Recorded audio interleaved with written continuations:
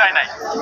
এখন তার বাসায় বৃদ্ধ বাবা মা আছে, তার বাসায় ছোট বাচ্চা আছে, হঠাৎ করে পুলিশ দেখলে এখনো পর্যন্ত তারা কিন্তু ভয় পায়।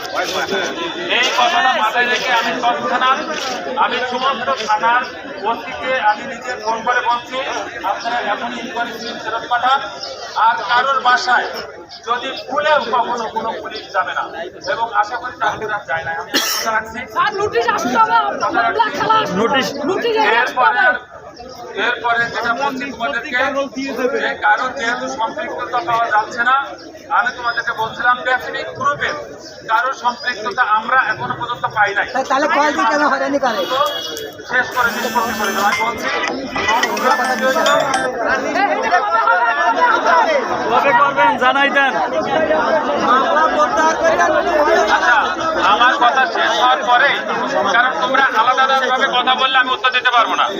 আমার কথা শেষ হওয়ার পরে তোমাদের সময় তো লাগবে, আমাকে প্রশ্ন করবো, আমি তার উত্তর দিব। ঠিক আছে, সব উত্তর হয়তো দিতে পারবো না, যতটুকু পারি আমি চেষ্টা করবো। এখন বিষয় হচ্ছে ফ্যাক্টরি বন্ধ। এরপরে মামলার পরে সবচেয়ে বেশি প্রায়োরিটি আমাদের আইন শৃঙ্খলা। আমরা কালকে রাত্রে পর্যন্ত মিটিং করছি। কেন মিটিং করছি জানো?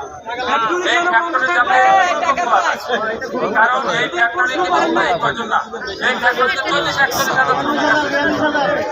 আবার এই ফ্যাক্টরি বন্ধ হয়েছে 12-1-এ, তোমরা জানো 12-1 মানে কাজ না করলে টাকা পাওয়া যাবে, তাই তো? জানো তো সবাই? জি। এইটা সবাই ভিডিও করুন, সবাই ভিডিও করুন, সবাই ভিডিও করুন। আচ্ছা, সরকার মারছে কেন? এখন আমাদের তারপরে সময় লাগবে ভাই। এখন অফিস বন্ধ অবস্থায় যদি আমার ধরে লেগে তারপরে নেবে, অফিসটা খোলা লাগবে।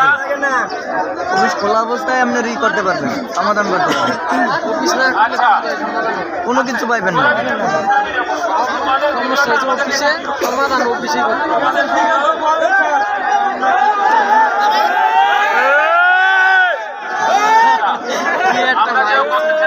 তোমাদের সাথে আমার কয়েকজনের কথা হয়, তোমরা আমাদেরকে ভিডিওটা দিয়ে দিও, যাতে আমি কে বললাম এটা যেন আমার আবার মনে থাকে। আচ্ছা, এরপরে আমাদের সবচেয়ে গুরুত্বপূর্ণ যে বিষয়, সেটা একটা ফ্যাক্টরিটার 12-1 বন্ধ হয়েছে 2019 সালে 21 মাইলে। এটা শ্রমিকের জন্য খুব ক্ষতিকর একটা আইন। জি। ঠিক আছে, তাহলে আমাদের কালকে আমরা বাংলাদেশ